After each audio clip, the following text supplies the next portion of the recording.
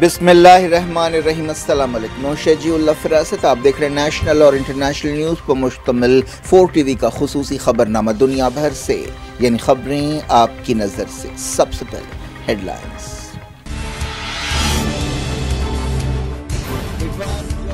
साहिल से टकराया, कई गांव मिट जाने का डर। गुजरात और सिंध में तेज बारिश, हवाएं।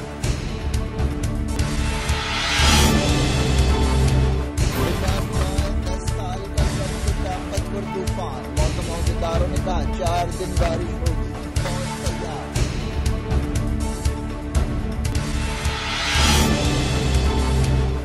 फैसल बिन फरहान हफ्ते में ईरान का दौरा करेंगे। तेहरान में सऊदी सफारत खाना भी खुल सकता है।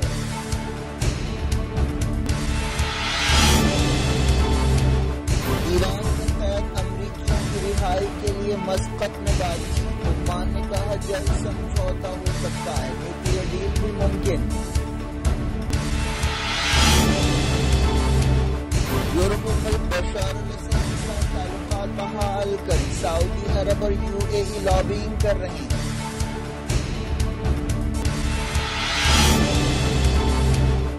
सूडान के दारफूर में RSF पर तनकीद के बाद गवर्नर को हलाक कर दिया गया। लड़ाई का अहम मोड़।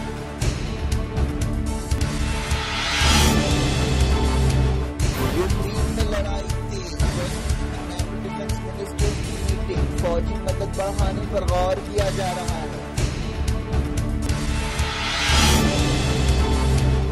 फिलिपाइन में IS के ठिकानों पर फौज और पुलिस का धावा। अहम लीडर हलाक।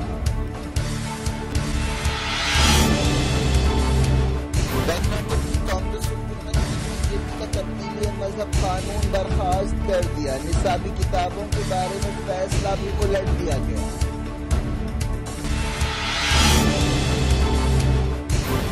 ब्रिजभूषण के खिलाफ सेक्सुअल हैरासमेंट केस में चार्जशीट दाखिल। पॉक्सो के तहत मुकदमा नहीं चलेगा।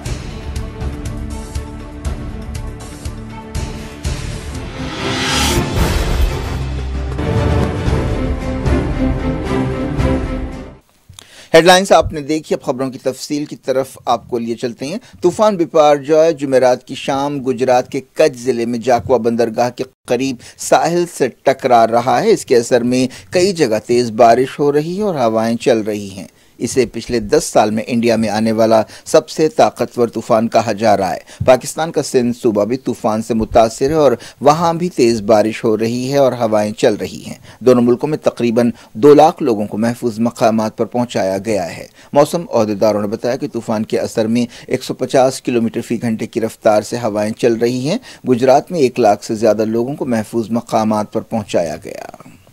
मौसम ओहदेदारों ने साहिली इलाकों में रहने वालों को वार्निंग दी है। ऐसे अंदाजे लगाए जा रहे हैं कि अब से 4 दिनों तक पूरे गुजरात में तेज बारिश होगी। गुजरात के कच्छ, जामनगर, द्वारका सबसे ज्यादा मुतासर हुए हैं। नुकसानात का अंदाजा बाद में ही लगाया जा सकेगा। तमाम मुतासरा इलाकों में ओहदेदार अलर्ट हैं। लोगों को बुनियादी सहूलतें और चीजें पहुंचाने के इंतजाम किए गए हैं। कई स्कूल्स और सरकारी इमारतों में आरजी शेल्टर्स खोले गए हैं। कम्युनिकेशन नेटवर्क तूफान से मुतासर होने के अंदेशे की वजह से सैटेलाइट फोन्स और हैम रेडियो सर्विसेज को चौकस रखा गया है। पाकिस्तान के कराची शहर में भी बारिश हो रही है। पाकिस्तान के ओहदेदारों ने बताया कि 150 किलोमीटर फी घंटे की रफ्तार से हवाएं चल रही हैं और समंदर में बड़ी बड़ी मौजें उठ रही हैं। सिंध सूबे के कई ज़िलों में लोगों ने अपने घर छोड़ने से इनकार कर दिया था, जिन्हें ज़बरदस्ती हटाया गया और महफूज मकामात पर ले जाया गया। तूफान से मुतासरा इलाकों की कई तस्वीरें सामने आई हैं, जिनमें बस्तियों को पानी में घिरा देखा जा सकता है। गुजरात और पाकिस्तान दोनों जगह लोगों ने कहा है कि वो काफ़ी डरे हुए हैं। पाकिस्तान में कई देहातों का नामो निशान मिट जाने का डर है। इंडियन मेट्रोलॉजिकल डिपार्टमेंट IMD ने कहा है कि तूफान के साहिल से टकराने का अमल शाम में शुरू हुआ, जो आधी रात तक जारी रहेगा।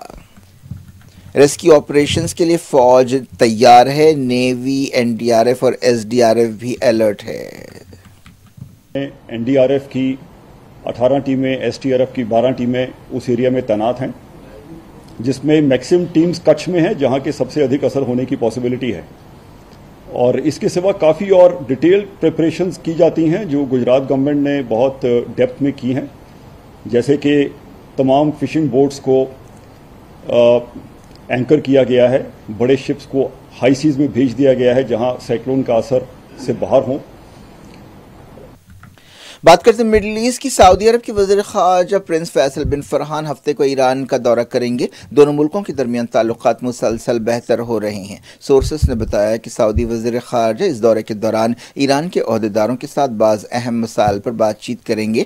ایسی بھی خبریں ہیں کہ اس دورے کے دوران تہران میں سعودی سفارت خانہ کھل سکتا ہے۔ پچھلے ہفتے ایران نے سعودی عرب کے دارالحکومت ریاض میں اپنا سفارت خانہ کھولا تھا۔ اس سے پہلے چائنا کی کوششوں سے بات چیت کے بعد ایران اور سعودی عرب نے 7 سال بعد سفارتی تعلقات بحال کرنے کا فیصلہ کیا تھا۔ تب سے مڈل ایسٹ میں بہت تبدیلیاں آ رہی ہیں۔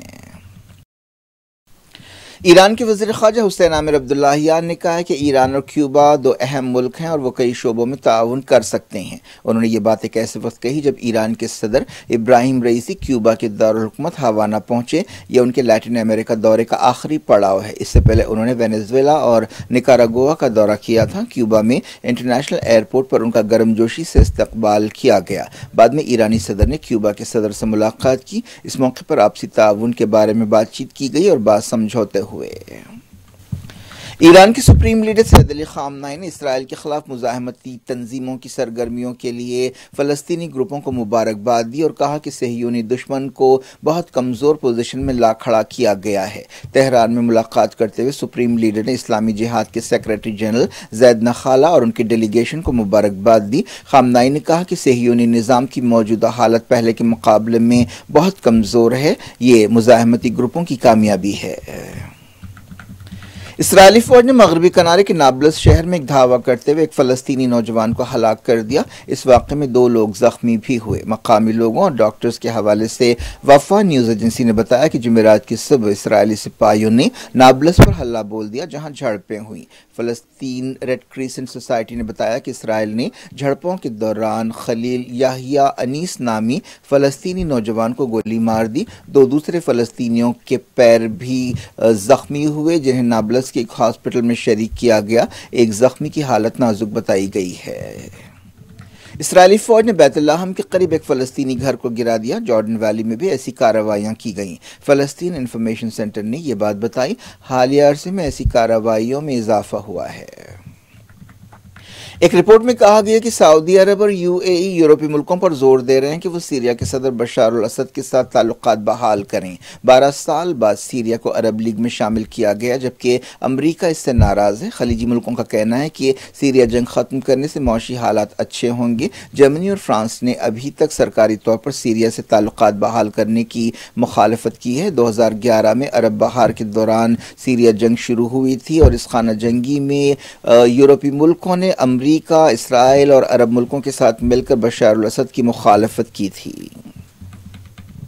سوڈان کے دارفور علاقے میں ریاستی گورنر کو لڑائی کے دوران ہلاک کر دیا گیا ہے۔ انہوں نے سینکڑوں لوگوں کی ہلاکتوں کے لیے ریپڈ سپورٹ فورسز کو ذمہ دار ٹھہرایا اور اس کے کچھ گھنٹوں بعد انہیں موت کے گھاٹ اتار دیا گیا۔ سوڈان کی فوج نے گورنر خمیس ابکار کی ہلاکت کے لیے RSF کو ذمہ دار ٹھہرایا اور اسے بے رحمانہ قتل قرار دیا۔ گورنر نے کھلے عام RSF اور اس کے اتحادی فائٹرز پر نسل کشی کا الزام لگایا تھا۔ ان کی موت کے بارے میں زیادہ تفصیلات سامنے نہیں آئی ہیں، لیکن سوڈان کی فوج نے الزام لگایا کہ RSF نے گورنر کا اغوا کیا اور بعد میں انہیں ہلاک کیا۔ ہلاکت سے کچھ دیر پہلے انہوں نے کہا تھا کہ سویلینز کو اندھا دھند نشانہ بنایا جا رہا ہے۔ گورنر کی ہلاکت علاقے میں لڑائی کا ایک اہم موڑ ہے۔ یوکرین کے شہر کریوی ریو میں رشیا نے 2 انڈسٹریل سائٹس پر میزائل حملے کیے۔ صدر وولڈیمیر زیلنسکی کے آبائی شہر پر اس سے پہلے بھی حملہ کیا گیا تھا۔ تازہ حملے میں ایک سویلین زخمی ہوا۔ اس دوران خیرسون میں ایک بچہ یوکرینی شیلنگ میں ہلاک ہو گیا۔ رشیا نے کہا ہے کہ اناج کی ڈیل کے تعلق سے کوئی اچھی علامتیں نہیں ہیں۔ کرملن کے ترجمان ڈیمیٹری پیشکوف نے کہا کہ اس سلسلے میں کام جاری ہے لیکن ہمیں کوئی اچھے امکانات نظر نہیں آ رہے ہیں۔ رشیا کے صدر ولادیمیر پوٹن نے چائنا کے صدر زی جن پنگ کو ان کی 70ویں سالگرہ کے موقع پر مبارکباد دی ہے اور انہیں اپنے پیارے دوست کہہ کر مخاطب کیا ہے۔ یوکرین جنگ شروع ہونے کے بعد سے چائنا اور رشیا کے درمیان تعلقات مضبوط ہوئے ہیں۔ چائنا نے اب تک رشیا کے حملے کی مذمت نہیں کی ہے۔ مغربی ملکوں کا دباؤ ہے کہ چائنا جنگ ختم کرانے کے لیے اپنا اثر و رسوخ استعمال کرے۔ چائنا نے ایک امن منصوبہ پیش کیا تھا لیکن اس بارے میں کوئی ٹھوس پیش رفت نہیں ہوئی۔ نیٹو نے کہا ہے کہ اس کی مدد کی وجہ سے یوکرین کو جنگ میں بہت فائدہ ہو رہا ہے اور بہت فرق پڑ رہا ہے۔ نیٹو سیکرٹری جنرل جینس اسٹالٹنبرگ نے برسلز میں میڈیا سے بات چیت کرتے ہوئے یہ بات کہی۔ نیٹو ڈیفنس منسٹرز کی ایک میٹنگ برسلز میں شروع ہوئی۔ 2 دن تک جاری رہنے والی اس میٹنگ میں یوکرین کی فوجی مدد اور ہتھیاروں کی سپلائی کے بارے میں غور کیا جا رہا ہے۔ کرائمیا میں رشیا کی طرف سے مقرر کیے گئے گورنر نے کہا ہے کہ رشین فورسز نے 19 ڈرونز کو مار گرایا۔ دوسری طرف یوکرین نے کہا ہے کہ اس نے اوڈیشہ میں 18 رشین ڈرونز کو مار گرایا۔ فلپائن میں آئیسس کے ایک اہم لیڈر کو ہلاک کر دیا گیا ہے۔ فلپائن کی فوج نے یہ بات بتائی۔ ایک رپورٹ میں کہا گیا کہ ابو زکریا آئیس کے ایک گروپ کو لیڈ کرتا تھا۔ بتایا گیا کہ اس گروپ کے ارکان کرائے کے 2 اپارٹمنٹ میں رہ رہے تھے، ان میں بعض عورتیں اور بچے بھی تھے۔ چہارشنبے کی صبح یہ آپریشن کیا گیا۔ پولیس اور فوج نے ایک ساتھ دونوں مقامات پر دھاوے کیے۔ اس موقع پر فائرنگ کا تبادلہ ہوا جس میں آئیس کے 2 سینئر فائٹرز ہلاک ہوئے جن کا تعلق دولت اسلامیہ مصطفیٰ گروپ سے تھا۔ گریس ساحل کے قریب حال ہی میں کشتی کے سانے میں ہلاک لوگوں میں 100 بچے شامل ہو سکتے ہیں۔ کشتی ڈوبنے کے بعد بچائے گئے لوگوں کے حوالے سے ایک رپورٹ میں یہ بات کہی گئی۔ اس سانحے میں اب تک کم سے کم 78 لوگوں کے مرنے کی تصدیق کی گئی ہے۔ سمجھا جا رہا ہے کہ کئی لوگ لاپتہ ہیں۔ بتایا گیا کہ 750 لوگ کشتی پر سوار تھے۔ عمان کے وزیر خارجہ نے کہا کہ ایران اور امریکی قیدیوں کی رہائی کے بارے میں ایک سمجھوتے کے بالکل قریب پہنچ گئے ہیں۔ عمانی وزیر خارجہ سید بدر ابو سیدی نے ایک انٹرویو میں کہا کہ انہیں واشنگٹن اور تہران کے بیچ بات چیت میں سنجیدگی نظر آ رہی ہے اور اس بات چیت کے نتیجے میں نیوکلیئر ڈیل کو بھی بچایا جا سکتا ہے۔ انہوں نے کہا کہ اب صرف معاملہ تکنیکی باتوں کا رہ گیا ہے۔ ایرانی وزارت خارجہ نے ان خبروں کو کنفرم کیا کہ مسقط میں بات چیت کی میزبانی کی گئی ہے اور یہ کوئی راز نہیں ہے۔ ایران نیوکلیئر ڈیل بحال کرنے کے لیے بائیڈن نے بات چیت شروع کی تھی لیکن ویانا میں ہونے والی بات چیت فی الحال رکی ہوئی ہے۔ لوٹتے ہیں انڈیا۔ کرناٹک کی کانگریس حکومت نے بی جے پی دور میں لایا گیا تبدیلی مذہب قانون برخاست کرنے کا فیصلہ کیا ہے۔ الیکشن سے پہلے کانگریس نے یہ وعدہ کیا تھا۔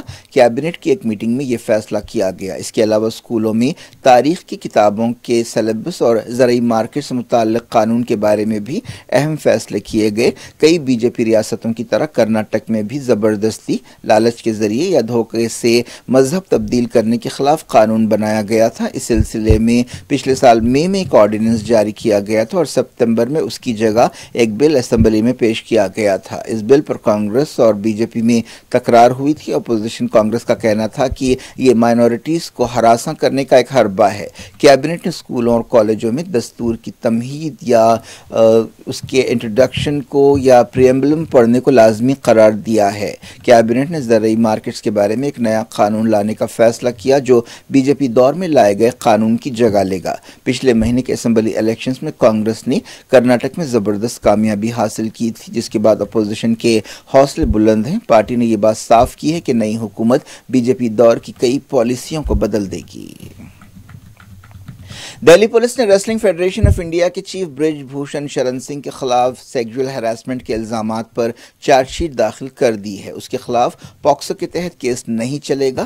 دہلی پولیس کی پی آر او سمن ناگوا نے میڈیا سے بات چیت کرتے ہوئے کہا کہ برج بھوشن شرن کے خلاف تعزیرات ہند کی دفعہ 354، 354 ڈی اور 354 اے کے تحت کیس درج کیا گیا ہے۔ انہوں نے کہا کہ پاکسو کیس میں پولیس نے ایک نابالغ لڑکی کے والد کے بیان کی بنیاد پر درخواست کی ہے کہ پاکسو کیس ختم کر دیا جائے۔ احتجاجی ریسلرز نے کہا ہے کہ اس نابالغ لڑکی اور اس کے خاندان پر دباؤ ڈالا گیا اور انہیں ڈرایا دھمکایا گیا جس وجہ سے انہوں نے کیس واپس لیا ہے۔ اب برج بھوشن کے خلاف سیکسول ہراسمنٹ اور لڑکیوں کو تنگ کرنے کے الزام کا کیس چلے گا۔ پولیس نے 1000 صفحات کی چارج شیٹ داخل کی ہے۔ برج بھوشن بی جے پی کا ایک طاقتور رکن پارلیمنٹ ہے۔ اس معاملے میں عدالت میں 4 جولائی کو سنوائی ہوگی۔ 21 اپریل کو 7 خاتون ریسلرز نے برج بھوشن کے خلاف پولیس میں شکایت درج کرائی تھی اور اس پر سیکسول ہراسمنٹ اور دوسرے الزامات لگائے تھے۔ اس شکایت کے بعد احتجاجی ریسلرز نے دہلی کے جنتر منتر پر احتجاج شروع کیا تھا۔ وزیر اسپورٹس انوراگ ٹھاکر نے اولمپک میڈلسٹ بجرنگ پونیا اور ساکشی ملک سے ملاقات کرتے ہوئے انہیں یقین دلایا تھا کہ 15 جون تک چارج شیٹ داخل کی جائے گی۔ اتراکھنڈ میں پولیس نے ہندو تنظیموں کو لو جہاد کے خلاف مہا پنچایت کی اجازت نہیں دی ہے اور سختی سے 144 سیکشن پر عمل کیا ہے۔ اتراکھنڈ کے پورولا ٹاؤن میں اس مسئلے پر کئی دنوں سے تناؤ پایا جاتا ہے اور مقامی مسلمان کافی ڈرے ہوئے ہیں۔ وشو ہندو پریشد، بجرنگ دل اور دوسری ہندو تنظیموں کے ارکان نے اجازت نہ ملنے پر پورولا اسٹیڈیم میں علامتی احتجاج کیا۔ اس موقع پر سیکیورٹی کے سخت انتظامات کیے گئے۔ بعض لوگوں کو گرفتار بھی کیا گیا۔ آرگنائزرز پر حکومت کی طرف سے مہا پنچایت ملتوی کرنے کے لیے کافی دباؤ تھا۔ پنچایت کو روکنے کے لیے اتراکھنڈ ہائی کورٹ میں ایک درخواست پر بھی سنوائی ہوئی۔ ایشین کرکٹ کونسل نے اعلان کیا ہے کہ ایشیا کپ 2023 ہائیبرڈ ماڈل کے تحت کھیلا جائے گا۔ پاکستان جو پورے ٹورنامنٹ کی میزبانی کرنے والا تھا 4 میچوں کی میزبانی کرے گا، جبکہ باقی 9 میچز سری لنکا میں ہوں گے۔ یہ ٹورنامنٹ 31 اگست سے 17 ستمبر تک ہونے والا ہے۔ انڈیا نے پاکستان کا دورہ کرنے سے انکار کر دیا تھا، جس کے بعد یہ فیصلہ کیا گیا تھا۔ انڈیا اور پاکستان کے میچز سری لنکا میں ہوں گے۔ تفصیلی شیڈول جلد جاری کیا جائے گا۔ انڈیا کے انکار پر پاکستان میں کافی ناراضگی کا اظہار کیا جا رہا تھا۔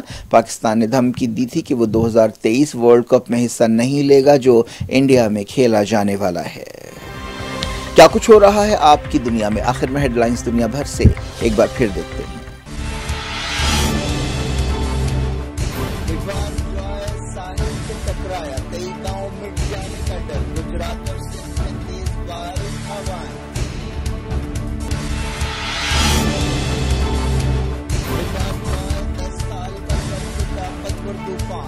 موسمداروں نے کہا 4 دن بارش ہوگی، فوج تیار۔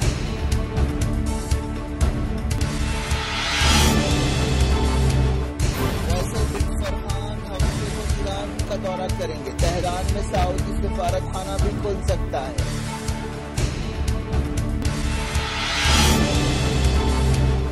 ایران میں قید امریکیوں کی رہائی کے لیے مسقط میں بات چیت۔ عمان نے کہا جلد سمجھوتا ہو سکتا ہے، نیوکلیئر ڈیل بھی ممکن۔ یورپی ملک بشار الاسد کے ساتھ تعلقات بحال کریں۔ سعودی عرب اور UAE لابینگ کر رہے ہیں۔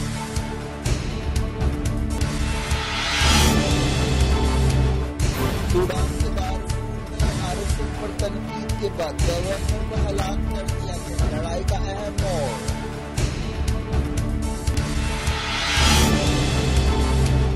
یوکرین میں لڑائی تیز۔ ڈیفنس منسٹر کی میٹنگ۔ فوجی مدد بڑھانے پر غور کیا جا رہا ہے۔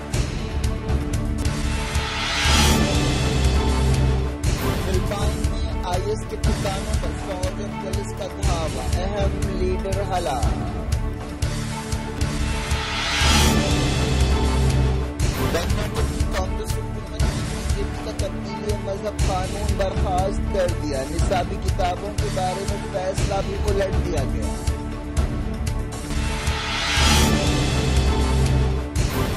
برج بھوشن کے خلاف سیکسول ہراسمنٹ کیس میں چارج شیٹ داخل۔ پاکسو کے تحت مقدمہ نہیں چلے گا۔